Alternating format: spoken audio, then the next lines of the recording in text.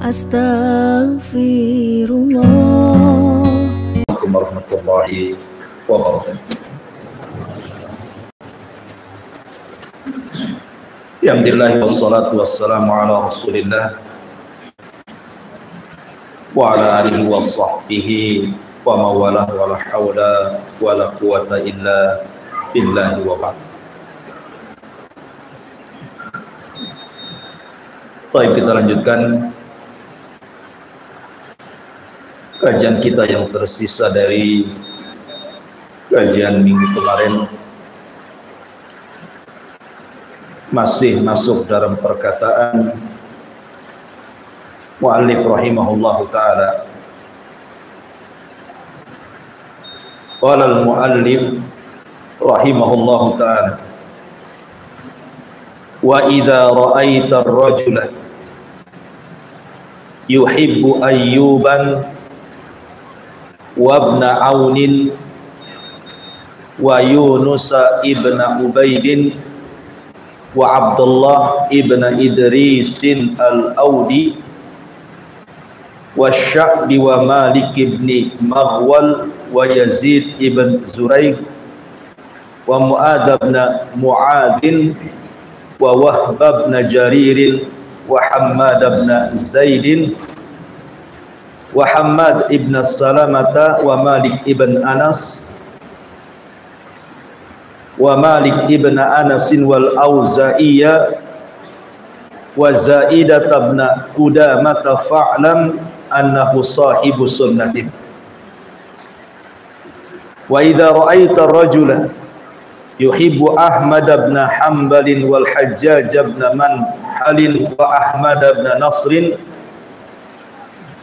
wa dzakarahum bi khairin wa qala qaulahum fa'lam annahu sahibu sunnatin.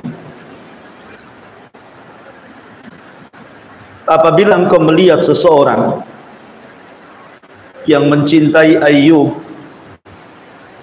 kemudian Ibnu Aun, kemudian Yunus ibn Ubaid, kemudian Abdullah ibn Idris al-Audi, kemudian juga Imam Sya'bi, Malik ibn Maghwal, Yazid ibn Zuraik, kemudian Mu'ad ibn Mu'ad, Wahab ibn Jarir, Hammad ibn Zaid dan Hammad ibn Salamah, serta Malik ibn Anas dan Auza'i, kemudian Zaidah ibn Qudamah. Ketahuilah bahwa orang yang mencintai mereka adalah termasuk sahibus sunnah, manhajnya manhaj ahli sunnah wal jamaah. Dan apabila engkau melihat seseorang mencintai Ahmad ibn Hanbal, Hajjaj ibn Manhal, Ahmad ibn Nasr, kemudian dia menyebutkan mereka dengan kebaikan dan mengucapkan perkataan mereka, maka ketahuilah dia pun termasuk sahibus sunnah, termasuk ahli sunnah wal jamaah. Mu'allif rahimahullahu ta'ala ingin menjelaskan kepada kita tentang pentingnya mencintai para ulama ahli sunnah, karena membenci mereka berarti membenci sunnah. Di sini muallif rahimahullahu ta'ala mencontohkan beberapa para ulama, khususnya para ruwatul hadis. Jadi nama-nama yang disebut muallif ini para perawi hadis yang menyampaikan kita semua kepada Nabi sallallahu alaihi wasallam. Baik, kita akan ceritakan mungkin secara ringkas para perawi ini dan kita ambil pelajaran dari sirah mereka.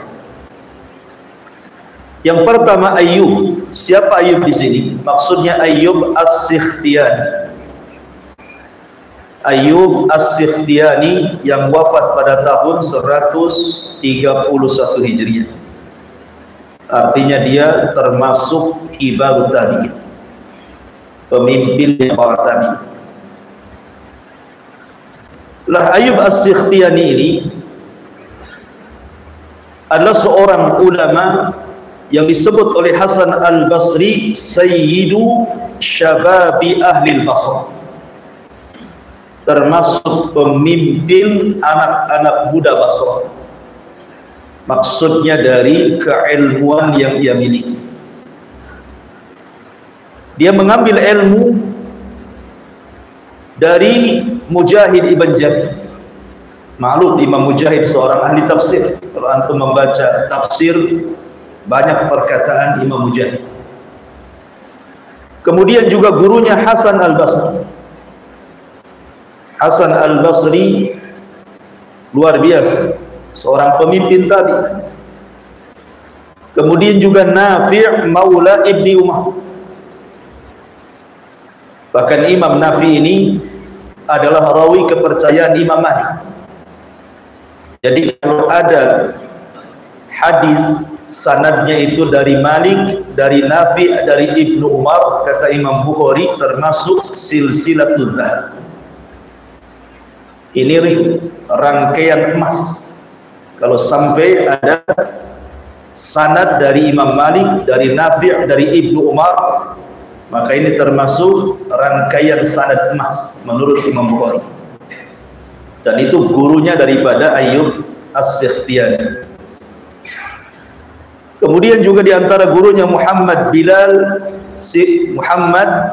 Sirin, ma'ruf Muhammad ibn Sirin. Dan ini orang-orang pakar di zaman itu ya, ulama-ulama besar. Makanya melahirkan ulama-ulama besar. Di antara murid-muridnya Sufyan Ats-Tsauri. Siapa yang tidak kenal Sufyan Ats-Tsauri? Ulama besar, ulama dunia. Itu muridnya Ayyub As-Sikhtiyani.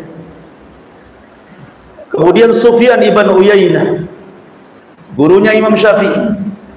Itu juga muridnya daripada Ayyub As-Sikhtiyani. Kemudian juga Imam Malik yang mencetus madhab Maliki, itu juga muridnya Ayyub As-Sikhtiyani, termasuk Syu'bah ibn Hajjaj Abu Bistam, ulama hadis terkemuka, itu muridnya. Jadi dia ulama melahirkan para ulama. Itulah Ayyub As-Sikhtiyani. Muhammad ibn Sirin, kana Muhammad ibn Sirin idza haddatsahu Ayyub bil hadits yaqulu haddatsani as-Saduq.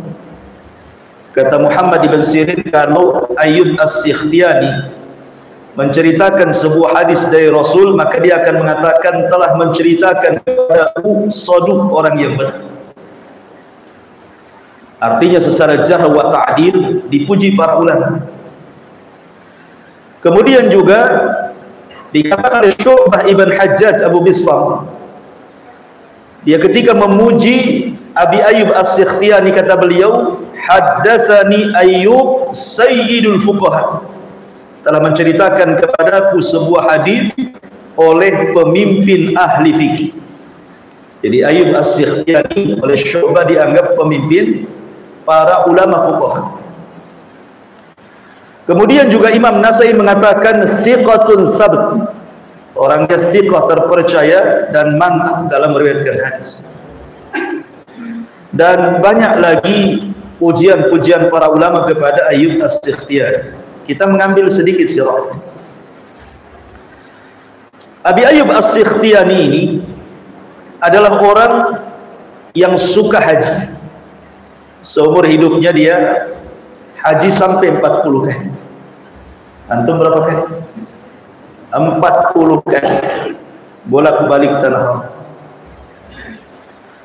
Kemudian juga Ayyub As-Sikhtiyani ini dikatakan kana Ayyub As-Sikhtiyani yaqumul laila kullahu, beliau menghabiskan malam-malamnya untuk qiyamul lail. Fayakhfa dzalik, dan dia sembunyikan. Jadi kalau dia sholat malam itu sembunyi, jangan ada orang tahu, sampai keluarganya pun tidak tahu. Coba keikhlasan seperti apa. Kemudian idza kana inda subhi rafa'a sautahu ka'annahu qamatil kasah. Kalau mendekati waktu subuh, pura-pura dia nguap, seolah-olah baru bangun tidur. Ada orang kayak gini. Jadi sholat malamnya sembunyi-sembunyi, kalau sudah mendekati subuh pura-pura nguap supaya orang mengira dia bangun dari tidur, padahal satu malam suntuk dia mengerjakan qiyamul lail. Itulah ulama dulu, tiap malam melakukan seperti itu. Kalau kita qiyamul lail nunggu Ramadan karena habis isya gitu ya. Kemudian juga Ayyub As-Sikhtiyani ya ummu ahla masjidihi fi syahri Ramadan. Beliau kalau bulan Ramadan itu jadi imam. Wa yusalli bihim fi raq'ati qadra 30 ayat. Wa yusalli li nafsihi fi ma baina at-tarawih hataini bi qadri 30 ayat. Jadi kalau dia jadi imam salat tarawih, maka beliau akan membaca kurang lebih 30 ayat kemudian istirahat. Makanya disebut tarawih itu karena ada istirahatnya. Apa sih arti tarawih? Tarawih itu artinya istirahat. Jadi 2 rakaat istirahat, atau mungkin 2 rakaat kemudian istirahat. Kemudian berdiri lagi 2 rakaat kan gitu. Jadi heran kalau seandainya kemudian tarawih itu tidak ada berhentinya. Nah itu bukan tarawih karena nggak ada istirahatnya. Disebut tarawih itu kan ada istirahatnya, ada jedanya. Habis salam duduk dulu baca Quran dulu kan itu. Kemudian bangkit lagi. Lah Ayyub As-Sikhtiyani ini di waktu istirahat, kalau dia sudah mengimami kemudian istirahat dari rakaat ke rakaat itu, maka dia gunakan untuk sholat. Sepanjang itu juga ketika jadi imam. Jadi kalau dia sholat sendiri kemudian selesai sholat baru dia imami lagi. Jadi waktu istirahatnya itu untuk sholat juga. Menunjukkan apa? Menunjukkan rajinnya ibadah seorang alim yang namanya Ayyub As-Sikhtiyani rahimahullahu ta'ala. Kemudian juga dia memiliki karamah. Ayyub As-Sikhtiyani ini memiliki karamah. Ya memang tidak semua wali-wali Allah itu punya karamah, tetapi ada juga yang dikenal karamah. Seperti Ayyub As-Sikhtiyani ini dikenal karamah. Qala Abu Rabi, dikatakan oleh Abu Rabi. Jadi yang menceritakan Abu Rabi, ketika Ayyub ini sedang melakukan safar bersama sahabat-sahabatnya ke Mekah gitu.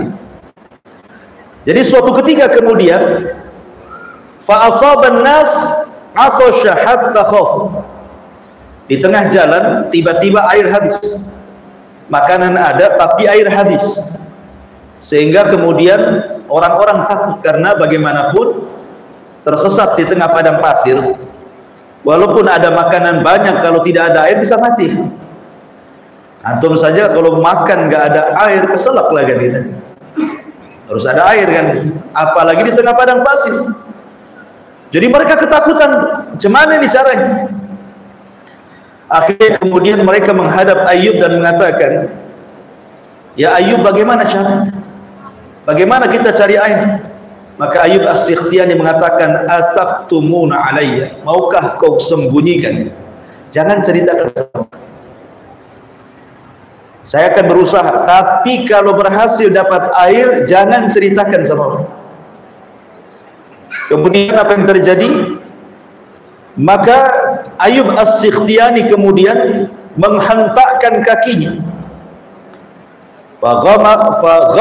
Faghamara birijlihi ala harah. Maka dia menghentakkan kakinya ke padang pasir itu. Fanaba'al, tiba-tiba keluar air.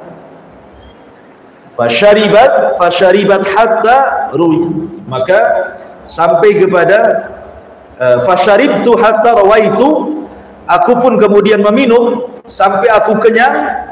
Bahkan bukan hanya itu, unta-unta juga ikut minum sampai mereka kenyang. Lihat bagaimana karamahnya, hanya menghentakkan kaki di padang pasir keluar air. Ini betul karamah. Ya, bukan seperti yang lagi viral sekarang nih. Tasbih karomah, keris karomah, batu akik karomah, itu dukun. Jadi ini diantara sekilas dari biografi Ayyub As-Sikhtiyani. Kemudian yang nomor 2, Abdullah ibnu Aun. Abdullah ibn Aun atau ibnu Aun Al-Muzani Al-Hafidh, seorang rawi hadis An-Nabawi dari Basrah. Abdullah ibn Aun ini termasuk al-masadir al-asasiyah lil kutubis sittah, termasuk masdar ataupun sumber riwayat-riwayat hadis yang termaktub dalam kitab-kitab yang 6. Ya, kitab-kitab yang 6 maksudnya apa? Sahih Bukhari, Sahih Muslim, Sunan Nasa'i, Abi Dawud, Tirmidzi, Ibnu Majah. Itu namanya kutubus sittah. Lah rata-rata hadisnya, hadis-hadis yang dicantumkan dalam kutubus sittah ini, itu kalau diurut rawi hadisnya itu sampai kepada Abdullah ibn Aun Al-Hafidh, rawi hadis An-Nabawi min Al-Basrah. Dia termasuk dari Basrah. Jadi kebanyakan hadis-hadisnya terporos kepada seorang rawi yang namanya Abdullah ibn Aun. Lah Abdullah ibn Aun ini beliau belajar di Kufah dan Basrah. Bahkan dia mengumpulkan riwayat atau hadis Nabi SAW sampai 7.000 hadis Nabawi. Setelah beliau safar ke semua negeri di Syam dan semua negeri di Hijaz. Bayangkan Syam itu luas gitu ya. Jadi dia safar rihlah thalabul ilmi sampai ke ujung-ujung Syam, bahkan ke Hijaz. Kalau disebut Hijaz itu maksudnya Makkah dan Madinah, itu Hijaz. Jadi semua Syam dikunjungi, semua Hijaz dikunjungi, sampai dia mampu mengumpulkan hadis sebanyak 7.000 hadis. Itulah Abdullah ibn Aun. Dan setelah wafatnya Utsman ibn Affan radhiyallahu anhu, dia orang yang paling tegas, yang paling berani melawan Mu'tazilah dan juga Qadariyah. Orangnya keras terhadap sunnah Nabi sallallahu alaihi wasallam, sampai dia suka membantah pemahaman sesat dari Mu'tazilah dan Qadariyah. Dan dia kenal dengan tawadhu, dikenal dengan tawadhunya, dan tidak suka orangnya bermegah-megah, sederhana hidupnya. Ini yang kedua. Kemudian yang ketiga, Yunus ibn Ubaid. Jadi Yunus ibn Ubaid ini dia adalah Ibnu Dinar al-Imamul Qudwah, seorang imam yang dapat dicontoh, al-hujjah, dijadikan hujjah perkataannya, Abu Abdullah al-Abdi. Kunyahnya Yunus ibn Ubaid adalah Abu Abdullah al-Abdi, termasuk tabi'in kecil, bukan senior tabi'in, termasuk junior ya, tabi'in junior. Walaupun dia melihat Anas ibn Malik radhiyallahu an, anehnya tapi dia tidak banyak meriwayatkan. Memang dia melihat Anas ibn Malik, tapi tidak mengambil hadis dari Anas ibn Malik. Tapi dia banyak mengambil hadis dari gurunya Hasan al-Basri, kemudian Ibnu Sirin, Atha, Ikrimah, termasuk juga Maula Ibni Umar, kemudian Ibrahim At-Taimi, dan begitu seterusnya. Kemudian murid-muridnya orang-orang besar, Hajjaj ibn Hajjaj, Syu'bah ibn Hajjaj, Sufyan al-Thawri, Hammad ibn Salam, dan begitu seterusnya. Ini ulama-ulama dunia yang menjadi murid. Itulah Yunus ibn Ubaid rahimahullahu ta'ala. Bahkan ulama jarh wa ta'dil seperti Ibnu Sa'ad mengatakan, kana thiqatun kathirul hadis. Dia orangnya thiqah, terpercaya, dan banyak meriwayatkan hadis Nabi sallallahu alaihi wa ala alihi wasallam. Baik. Di antara kemudian dijelaskan oleh Ibnu Arafah, lam abil huwa afdala minhu. Aku tidak melihat, kata Ibnu Arafah, di Kufah orang yang lebih utama dibandingkan Yunus ibn Ubaid. Yunus ibn Ubaid. Bahkan Yunus ibn Ubaid ini sangat keras dengan ahli ahwa, ahli bidah. Dia tidak suka dengan orang-orang yang melakukan bidah. Dijelaskan dalam kitab Hilyah di Abi Nu'aim. Jadi Yunus ibn Ubaid ini suatu ketika melihat anaknya yang keluar dari salah satu rumahnya Ashabul Ahwa. ahli bid'ah, keluar dari rumahnya para pengikut hawa nafsu. Kemudian bapaknya Yunus ibn Ubaid mengatakan kepada anaknya, "Ya bunai, min aina kharajta?" Dari mana kau keluar? Kemudian dia mengatakan, "Min indi Amr ibn Ubaid." Saya dari rumahnya Amr ibn Ubaid. Amr ibn Ubaid itu seorang ahli bid'ah di zaman itu. Apa katanya Yunus ibn Ubaid? "Ya bunai, la in araka kharajta min bait haiti ahabbu ilayya min an araka kharajta min baiti fulan wa fulan." Demi Allah, kalau engkau keluar dari lokalisasi bahasa kitanya rumah pelacuran, jauh lebih aku sukai daripada engkau keluar dari rumahnya fulan ibn fulan yang merupakan ahli bid'ah dan pengikut hawa nafsu. Begitulah para ulama. Kenapa? Karena dosa bid'ah itu lebih tinggi dibandingkan dosa maksiat. Ya tentu dua-duanya tidak boleh kan begitu. Maksudnya ini kan kalau dibilang mungkin daripada kan gitu ya. Diimbang-imbangkan dosanya, daripada kau ke sini mendingan ke sini gitu. Ya dua-duanya tak boleh.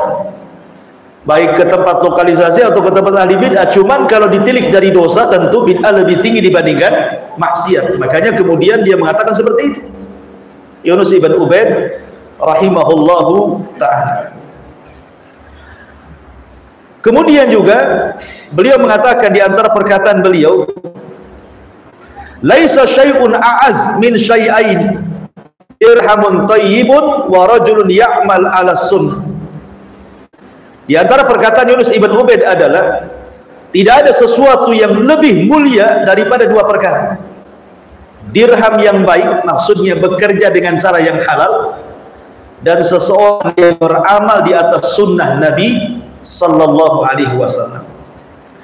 Kemudian juga disebutkan oleh Imam Zahabi dalam Syiar A'lamin Nubala, beliau mengatakan salasatun ihfazuhunna anni. Tiga perkara tolong hafalkan. Ini nasihat juga kata Yunus ibn Ubaid. Yang pertama, la yadkhul ahadukum ala sultan yaqra alaihi al-Quran. Jangan masuk salah seorang di antara kalian kepada penguasa kemudian membacakan Quran kepada mereka. Wala yakhluwanna ahadukum ma imra'atin wala yakhluwanna ahadukum ma imra'atin yaqra 'alaiha al-Quran. Janganlah salah seorang laki-laki berkhulwah dengan wanita yang bukan mahramnya kemudian baca Quran di situ. Dia sedang maksiat baca Quran. Kemudian yang ketiga, wala yumakkin ahadukum sam'ahu min ashabil ahwa. Jangan pernah telinganya didengarkan kepada perkataan ahli ahwa, pengikut hawa nafsu. Ini diantara nasihat beliau. Pertama, jangan masuk ke penguasa baca Quran di situ.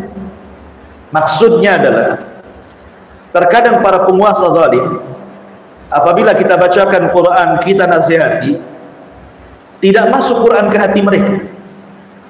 Bisa saja kemudian dengan kekuasaannya justru kemudian kita akan dihabisinya kan itu. Seperti kisah Ahmad ibn Hanbal rahimahullahu taala yang tidak mau menurut penguasa Mu'tazilah, akhirnya banyak ditangkap para ulama kan. Ya walaupun sebenarnya seafdal-afdalnya jihad adalah nasihat kepada penguasa. Iya betul, seafdal-afdalnya jihad. Tetapi kan ada yang namanya maslahat dan madarat di sana. Kita timbang maslahat dan kita timbang juga madarat. Kemudian yang kedua, janganlah orang yang berpacaran, mungkin bahasa kitanya laki-laki dan perempuan, kemudian baca Quran. Kononnya pacaran syar'i. Pernah dengar pacaran syar'i? Pacaran sambil baca Quran. Gitu. Di Facebook gitu ya.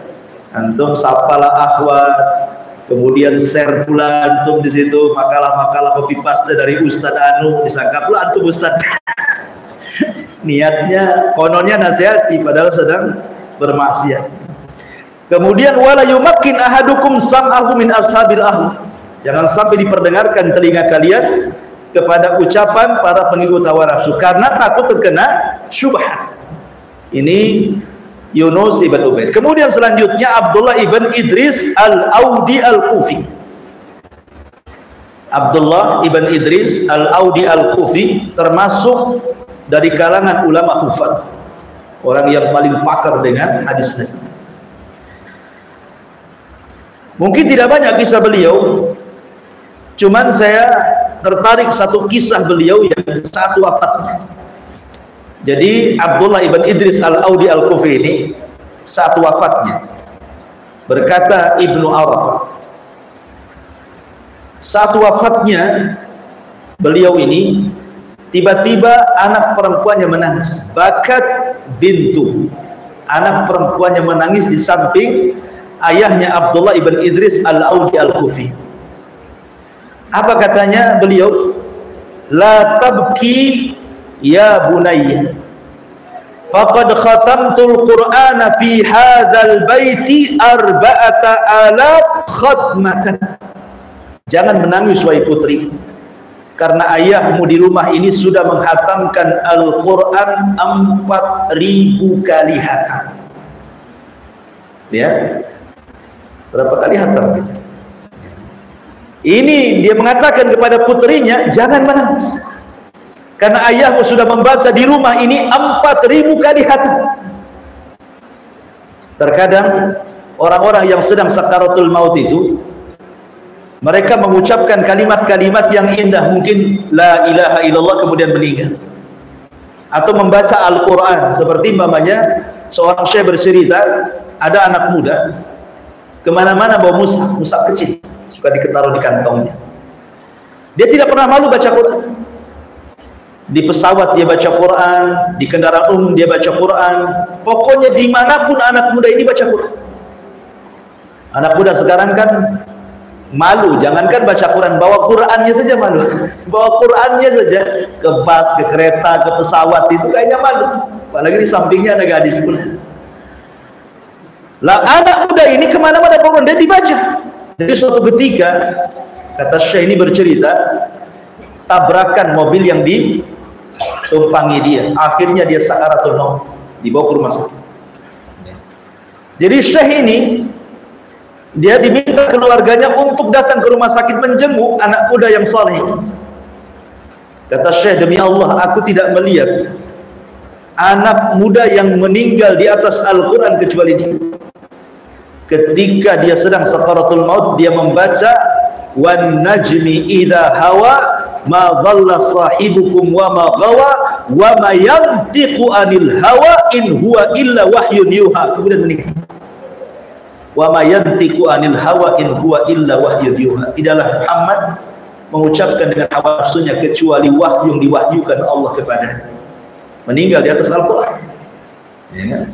Nah seperti ini juga meninggal, mengatakan kepada anaknya amalannya, dikasih tahu sama anak, kemudian meninggal. Habis dia mengatakan, jangan menangis wahai anakku, karena ayahmu sudah membaca Al-Quran 4.000 kali di rumah ini, kemudian meninggal. Bagaimana di sini seorang Abdullah ibn Idris al-Audi al-Kufi, beliau mati di atas Al-Quran. Dan ini salah satu tanda dari tanda-tanda husnul khatimah, karena dia dikenal seorang ulama yang sangat zuhud, yang luar biasa. Kemudian juga ulama yang selanjutnya yang disebutkan di sini Abu Abdullah Malik ibn Maghwal. Malik ibn Maghwal, kunyahnya Abu Abdullah Malik ibn Maghwal ibn Asim al-Harithi al-Bajali. Dan dia seorang ahli hadis yang luar biasa juga, perawi hadis. Ya, dia mengambil ilmu dari Atha ibn Abi Rabah, kemudian Aun ibn Abi Juhaifah, Qais ibn Muslim, Muhammad ibn Sawqah, dan begitu seterusnya. Dan dia juga melahirkan ulama-ulama besar seperti Ismail ibn Zakaria, Abu Usama, Khalid ibn Harith, Yahya ibn Yahya, dan begitu seterusnya, termasuk Zaidah ibn Qudamah yang nanti juga ada dikisahkan, termasuk Sufyan ats-Tsauri, Sufyan ibn Uyainah, Syu'bah ibn Hajjaj. Ini semua adalah murid-murid dan kawan-kawan. Dan mereka itu ulama-ulama madhab. Ingat, kayak Sufyan ats-Tsauri itu punya madhab namanya ats-Tsauri, madhab Tsauri. Sufyan ibn Uyainah madhabnya Uyainah. Jadi mereka para pencetus madhab sebenarnya, cuman madhabnya tidak sampai kepada kita karena murid-muridnya tidak menyebarkan. Lain dengan Syafi'i, Hambali, Maliki, Hanafi, karena disebarkan murid-muridnya, makanya kemudian tersebar madhabnya. Padahal kayak Sufyan ats-Tsauri ini itu gurunya imam-imam gitu ya. Kalau dibandingkan Syafi'i, Malik, Hambali ya jauh, mereka ulama tabi'in secara keilmuan gitu ya. Tapi sayang madhabnya tidak tersebar, karena Ya tadi karena tidak disebarkan murid-muridnya, makanya disepakati hanya 4 madhab saja. Orang Syiah menambah jadi 5 dengan madhab Zaidiyah gitu. Baik. Lah di antaranya adalah nasihat ataupun salah satu biografi beliau disebutkan Imam Ahmad. Dia mendengar dari Ibnu Uyainah. Ibnu Uyainah kan muridnya. Cerita Ibnu Uyainah ini. Yaqul qala rajulun li Malik ibn Maghwal. Ada seorang laki-laki mengatakan kepada Malik ibn Maghwal, "Ittaqillah, bertakwalah engkau Malik." Maka Malik ibn Maghwal ketika ada orang menasihati seperti itu langsung bergetar badannya, fa wada'a khaddahu bil ardi. Tiba-tiba dia meletakkan pipinya di bumi, ketakutan kepada Allah Subhanahu wa taala. Begitu orang dulu kalau dinasihati bertakwalah wahai fulan, itu bergetar hatinya. Makanya kata Syekh Utsaimin rahimahullahu taala, kana ba'du salafi idza qila lahu, sebagian ulama salaf apabila dikatakan kepada mereka ittaqillah irta'ad, terkadang sebagian mereka bergetar karena ketakutan, wa rubbama saqata min makhafatillah, terkadang pingsan karena takut kepada Allah Subhanahu wa taala. Betapa seringnya kita dinasihati taqwallah itu. Setiap Jumat kita ini dinasihati taqwallah itu. Kan itu rukun khutbah, ya kan? Kalau seorang khatib berkhutbah itu tidak ittaqillah, tidak sah Jumatnya, karena nasihat takwa itu termasuk rukun Jumat. Khatib loh sampai tiap Jumat mengatakan ittaqillah, pulang dari sini tetap aja riba gitu, pulang Jumat tetap saja maksiat kan itu. Nggak ngaruh ittaqillahnya khatib itu. Itulah bedanya kita dengan ulama dulu gitu ya. Ulama dulu kalau dinasihati bertakwalah kepada Allah, itu besar bagi mereka. Ya mungkin karena dosa terlalu banyak akhirnya mengeras hati kita sehingga susah dinasihati. Kemudian juga yang selanjutnya Abu Muawiyah Yazid ibn Zurai'. Abu Muawiyah kunyahnya namanya Yazid ibn Zurai' al-Aishi al-Basri, seorang hafid dan seorang perawi hadis Nabi sallallahu alaihi wasallam. Dia pun mengambil hadis dari Ayub As-Sikhtiyani yang sudah kita ceritakan, Yunus ibn Ubaid, kemudian Habib Al-Muallim, dan banyak guru-gurunya dan murid-muridnya juga luar biasa. Abdurrahman Al-Mahdi. Abdurrahman Al-Mahdi luar biasa. Dialah yang menyurati Imam Syafi'i suruh membuat istinbat hukum dalam fikih, maka dikaryalah oleh Imam Syafi'i namanya Ar-Risalah. Akhirnya kitab Risalah itu menjadi kitab pengasas usul fikih di dunia pertama. Makanya Imam Syafi'i disebut Mujaddidil Ummah, ya, ulama yang memperbaiki umat, karena dia yang mengasas kitab usul fikih itu atas permintaan siapa? Abdurrahman ibn Mahdi. Siapa Abdurrahman ibn Mahdi? Muridnya Yazid ibn Zurai', itu muridnya. Kemudian juga Musaddad, Ali ibn Madini. Ali ibn Madini ini termasuk gurunya Imam Ahmad sekaligus temannya. Nanti banyak ceritanya panjang. Kemudian Umayyah ibn Bistam dan begitu seterusnya. Kemudian juga yang selanjutnya Abul Muthanna Mu'ad ibn Mu'ad. Mu'ad ibn Mu'ad, panggilannya Abul Muthanna. Dia wafat pada tahun 198 Hijriah. Dia pun mengambil hadis dari Sulaiman At-Taimi, Ash'as ibn Abdul Malik, Muhammad ibn Amr dan begitu seterusnya, dan punya murid juga luar biasa, Ishaq ibn Rahawai, seorang madhab Syafi'i, tapi yang tidak kenal Ishaq ibn Rahawai, itu muridnya. Kemudian juga Bunda Muhammad ibn Musanna dan banyak lagi. Dan kalau ulama memuji beliau luar biasa, seperti dikatakan oleh Abu Hatim Ar-Razi, hafidhun, seorang hafid. Kalau dikatakan hafid berarti banyak hafalannya, mungkin hafalan hadisnya, bukan matanya saja. Kalau ulama dulu hafal hadis itu sanad-sanadnya sampai kepada Rasulullah, ribuan bukan ratusan. Kita ini disuruh menghafal Arba'in Nawawi gitu ya. Arba'in Nawawi itu kan cuma 40 hadis. Yang antum hafal 40 hadis ini nggak hafal. Arba'in Nawawi tinggal arba'innya saja ya. Hadisnya tak gimana. Kemudian juga dikatakan Imam Ahmad qurratu ainin fil hadis, dia penyejuk mata dalam hadis. Luar biasa pujian Imam Ahmad.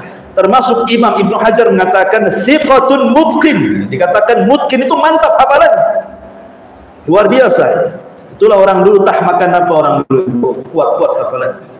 Kemudian juga yang selanjutnya Wahab ibn Jarir, juga termasuk ahadur ruwatil hadisin nabawi. Dia termasuk para perawi hadis Nabi sallallahu alaihi wasallam. Wahab ibnu Jarir al-Ataki dari kabilah Atik.